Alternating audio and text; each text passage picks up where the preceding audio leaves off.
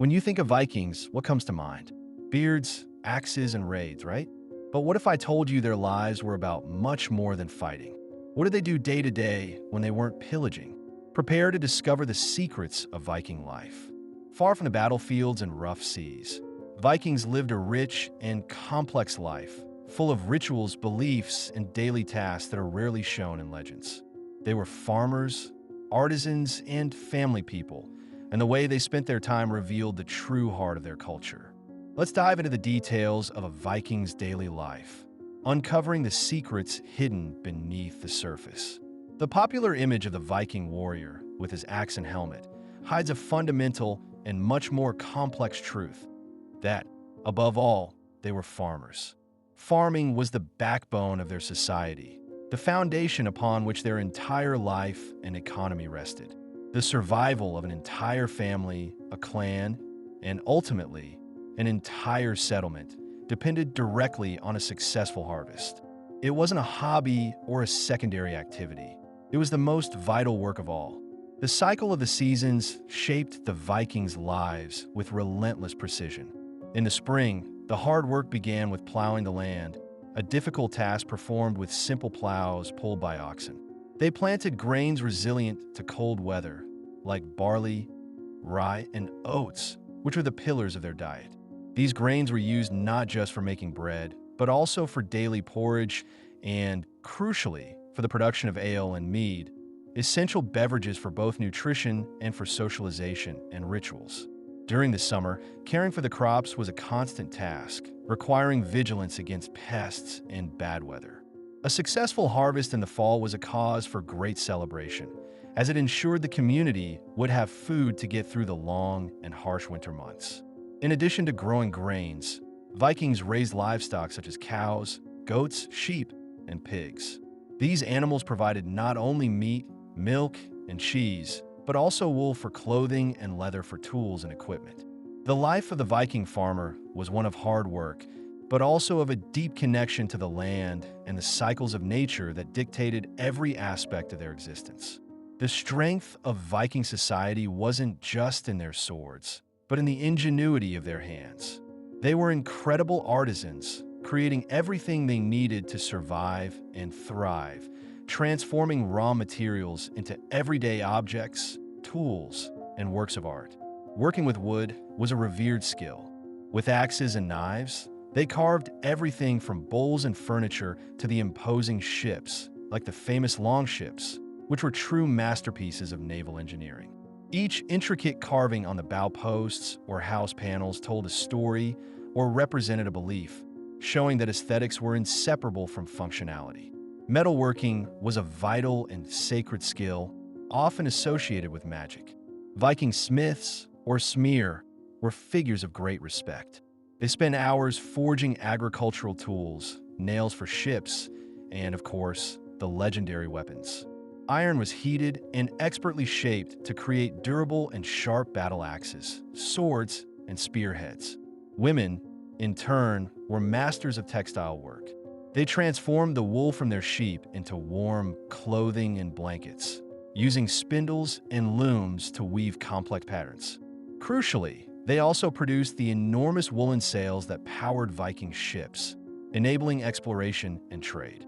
Art and skill were in every aspect of their lives, from silver and bronze jewelry to richly decorated wooden objects, showing a people who valued creativity and beauty as much as strength.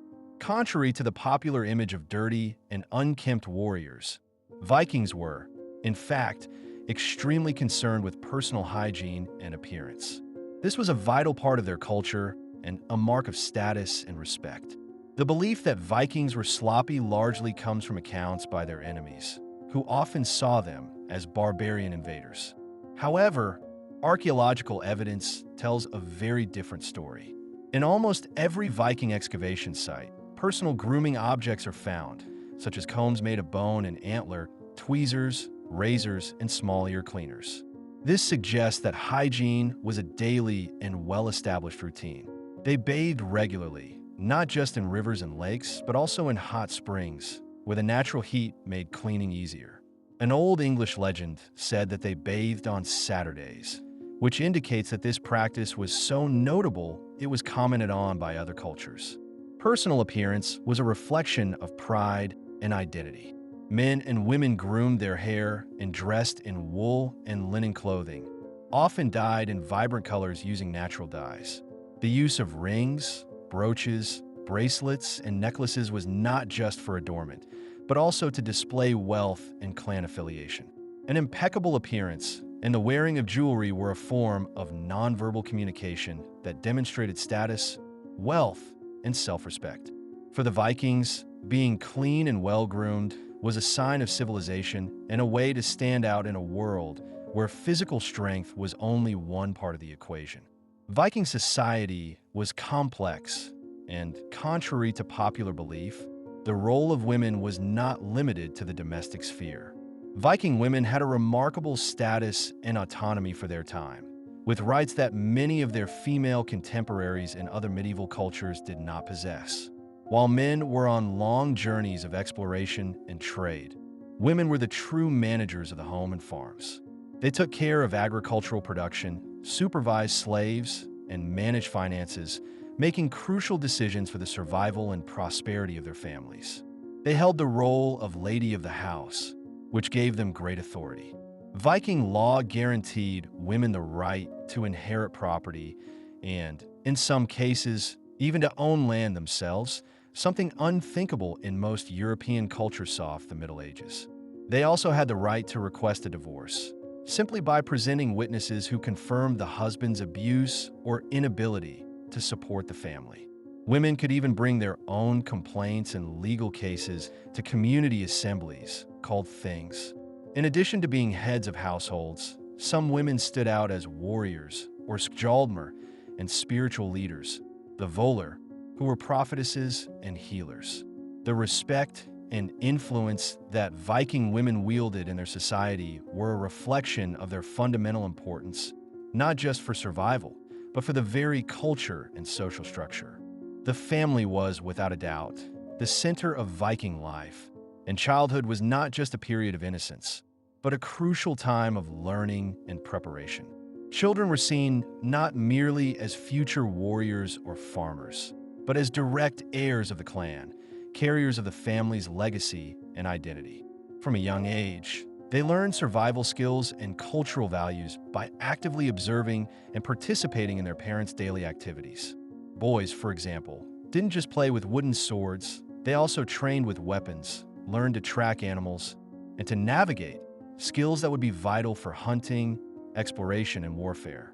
Daughters, in turn, learned to spin, weave, cook, and manage the household with their mothers and grandmothers. They were prepared for household leadership and farm management, ensuring that the clan's legacy would continue even when the men were away on their expeditions. Education was practical and direct, without the need for formal schools.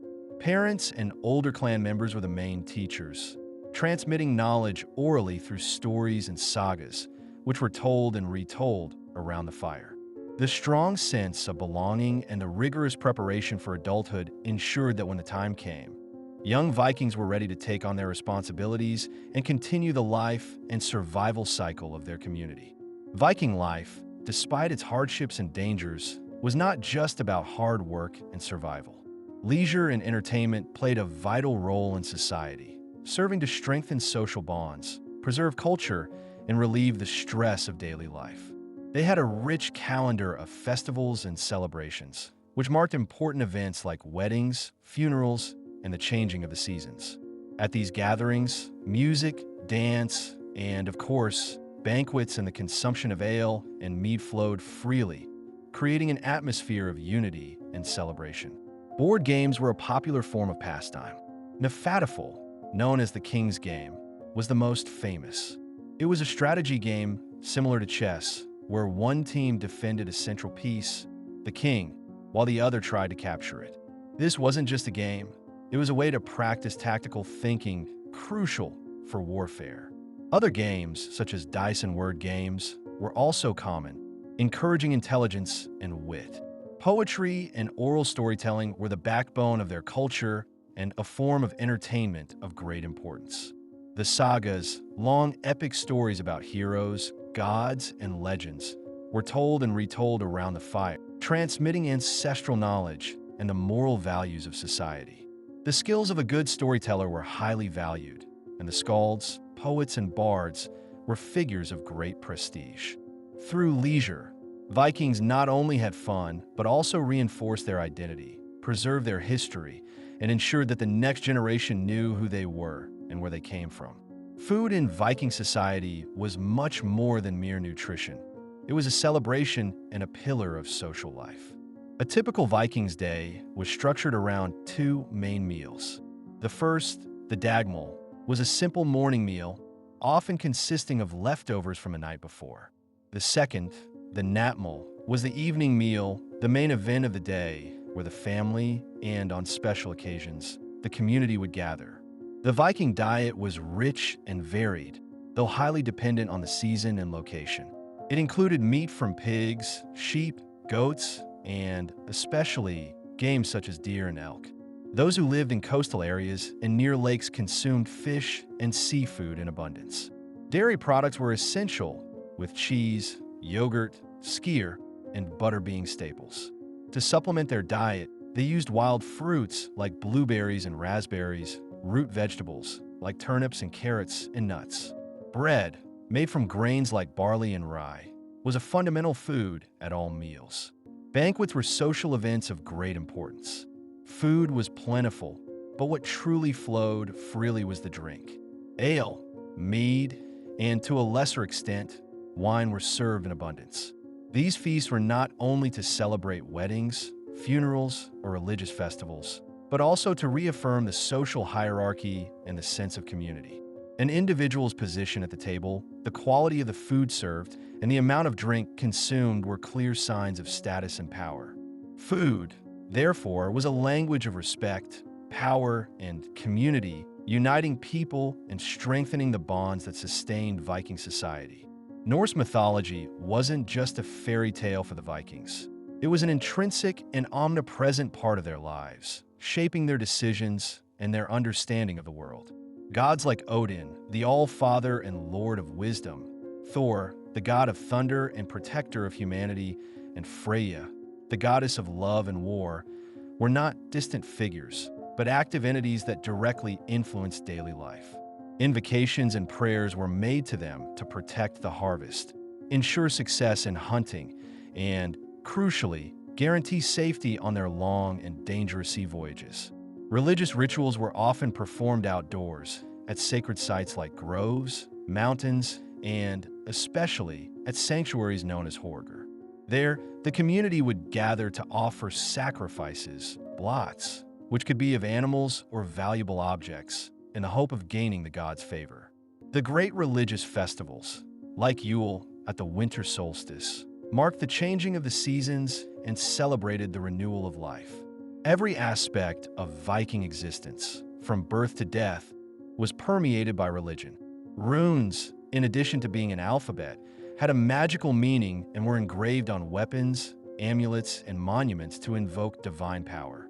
The belief in Valhalla, Odin's hall for fallen warriors, was a powerful motivation in battle, as an honorable death was the key to the most coveted afterlife.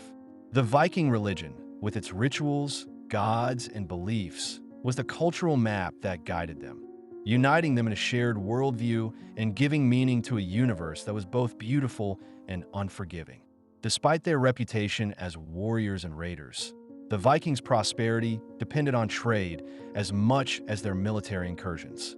They were not only conquerors, but also shrewd merchants and explorers, establishing trade routes that extended throughout Europe and, notably, as far as the Middle East. Trade was a vital force that enriched their communities, connecting the isolated north with the more advanced civilizations of the south. Vikings traded a vast range of goods. From Scandinavia, they exported animal furs, such as those of beaver and marten, slaves captured on their expeditions, valuable amber from the Baltic, and walrus ivory. In return, they imported luxury goods and valuable resources that they could not produce in their own lands. Among the most coveted imports were fine textiles, exotic spices, pottery, glass, and above all, silver. The currency in the Viking economy was not minted coins, but raw silver. They used silver bars, jewelry, and even fragments of objects, which were weighed on portable scales to determine their value. This silver-based economy, or silver weight, showed a pragmatic and flexible commercial system, where the value of a transaction was determined by the quantity of the precious metal, not by a royal figure on a coin. Trade was not an act of greed, but a way to enrich their communities, acquire knowledge from other cultures, and create networks of influence that ensured their long-term survival and prosperity. Death for the Vikings was not seen as an end, but rather as a passage to another plane of existence. This deep belief shaped their funerary rituals, which were grandiose and full of meaning. The way an individual was buried depended on their social status and how they died. Death in battle, for example, was the most honorable, as it guaranteed the warrior a place in Valhalla, Odin's Hall, where he would join other fallen heroes to feast and fight forever. Funerals were not just moments of mourning, but a way to honor the deceased's life and ensure their journey to the next life. The most famous form of Viking burial was the ship funeral. The body of the deceased, often a prominent leader or warrior, was placed in their ship, which was filled with valuable goods, such as weapons, tools, jewelry, and even sacrificed animals. It was believed that these treasures would be needed in the next life. The ship was then either burned or buried in a mound of earth, creating a monumental tomb that served as a lasting memorial. Even the simplest funerals, without a ship, were done with great care. Bodies were generally buried with their possessions, and an analysis of graves reveals that even children and women were buried with objects that would be useful or symbolic. These rituals, with their attention to detail and rich symbolism, show us that Vikings felt the pain of loss and had a deep empathy. They wanted to ensure that their loved ones had a safe passage to the other side, showing a level of respect and emotional complexity that directly contrasts with the image of insensitive barbarians. So, what did the Vikings do when no one was watching? They live a life of hard work, creativity, family, and faith. They were farmers and merchants, artisans and parents. A Viking's life was a complex tapestry of war and peace, of work and leisure, of fear and hope. They were more than warriors. They were builders, innovators, and above all, human beings with a rich and deep culture that shaped not only their world, but ours as well.